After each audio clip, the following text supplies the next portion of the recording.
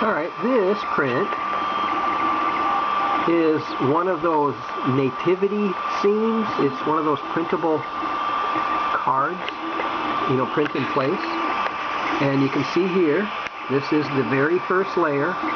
It's literally drawing out the shapes of each piece in the set. You can see this outer print there, this outer string right here is the skirt. And you can see it's all the way around. And you can see the lines that it's drawing there of each individual part that will eventually be printed individually sitting on the bed. And you can see there's no brim, no raft, just not required. And the big thing is there's no messy glue stick, which again some users need to use it. In this particular case right here, it's not required. And in a second here, this will start to fill in the individual parts. And you can actually see the shape right here of what it's going to be. It's pretty good, pretty clear as to what it's printing. And you can see that it's printing all of that in this particular way without direct drive. No direct drive at all. Doesn't need it. No need for it at all. And it is printing with just this, just the head. This is the hot end that you see, because it's literally, you only need that very basic head to deliver filament to the bed from over here. This is kind of a direct shot right here into the extruder, so there's no need for any levers or arms or gizmos or gadgets or pulleys to redirect it, because it's right here, right there, going into the original extruder. This is of course not the metal extruder. It's not required to run a printer. It does need an extruder, but the metal one isn't required. This is the original plastic extruder from Creality. If indeed you need to change that arm right there, the little lever, the filament release lever right there, if you need to change that, don't change the whole thing. You don't need to change the whole thing. Keep the body. The body was designed specifically for this printer. Okay, so if that arm does crack, don't blame the body of the extruder itself. Blame fatigue. So you can literally buy that lever for $3, takes 5 minutes, and replace it. R&R, remove and replace. That simple. No recalibrations, no adjustments. None of the things that the metal extruder require are never going to be required for this. So if you have the one problem of that arm having an issue, don't create more issues by getting a metal extruder. So I'm just saying, keep the body, change the arm. Even if you change the arm now, you buy the arm brand new, it's never been installed, it's never been under stress, it's going to be brand new. It will last. Don't believe me? Try it. You'll be glad you did. Okay? Alright, look at here. No blue tube. This is the original white tube. This is the original white Bowden tube. And part of why I like it is it's translucent. You can indeed see through it partially.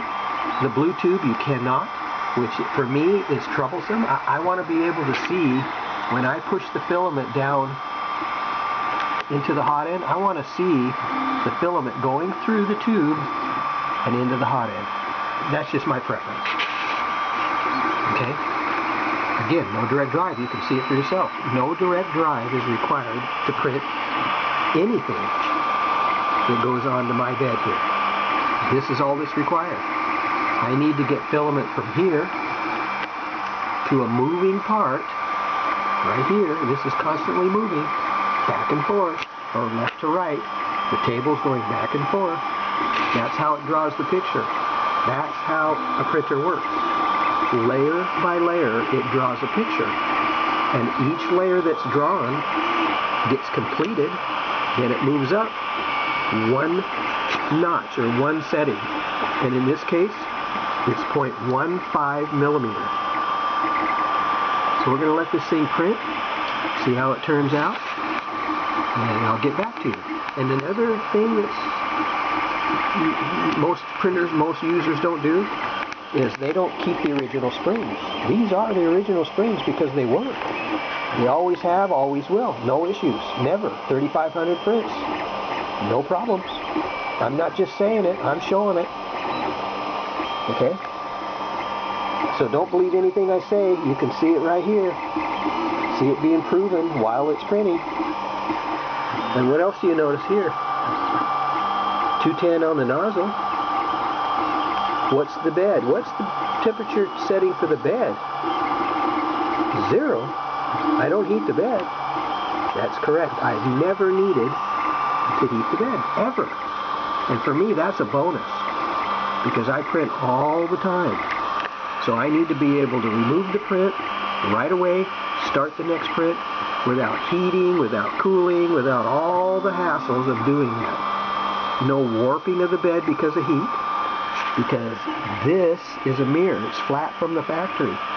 So being flat, there's no reason to have an electronic compensation device. I use the human touch, not the CR or BL touch, because I use this. This is it. I don't do anything more than tram the bed. I tram it on the corners of the tape. I don't tram it where it's not going to print. If it's not going to print in these areas out here, you don't need to tram it out there, because this bed is level. It's flat from the factory.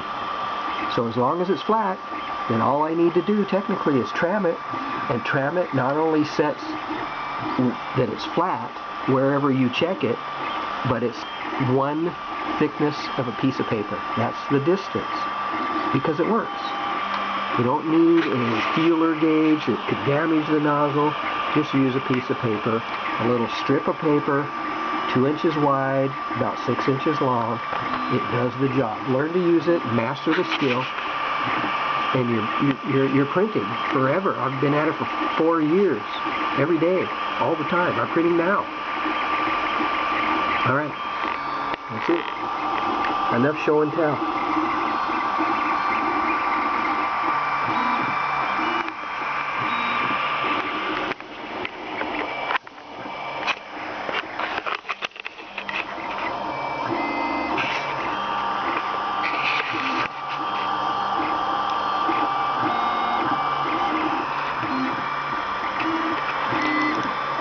I know it's hard to believe that this could be a printer printing filament onto a moving bed without any aftermarket gizmos or gadgets or any of that, frills that's supposedly called upgrades. The upgrade is just leave it alone. Let it do its job. It's a printer that already can do it. It already can print. By adding a bunch of stuff, just complicates troubleshooting. That's pretty much all it does. It doesn't improve on the print whatsoever, because this can already print. It's proven every day, all the time. Almost 4 years. All right, happy printing.